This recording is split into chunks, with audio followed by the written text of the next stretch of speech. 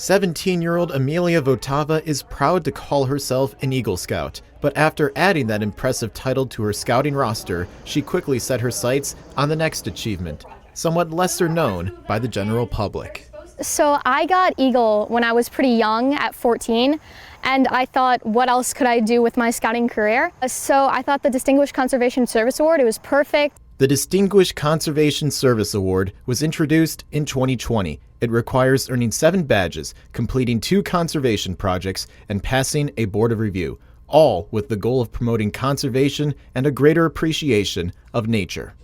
Votava's first project was a year-long effort to boost the pollinator habitat at the Nada Farms by planting polk milkweed plants. Unfortunately, things didn't quite bloom as she had hoped after completion. So what we decided to do is we took a 30 by 30 foot area.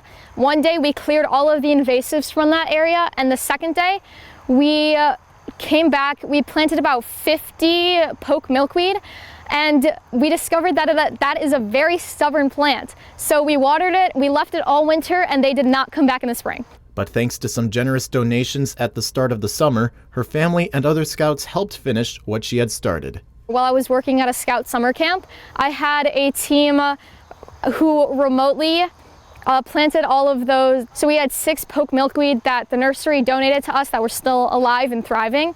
And we planted those, which in that area doubled the amount of milkweed in the first place. And then we got a donation of a ton of polk milkweed seeds that we're going to sprinkle around the area, which should hopefully bring out more polk milkweed. Her second project was a 6-month effort to preserve a lake at Fermilab that had a growing erosion of about 2 feet and was threatening the native species next to it.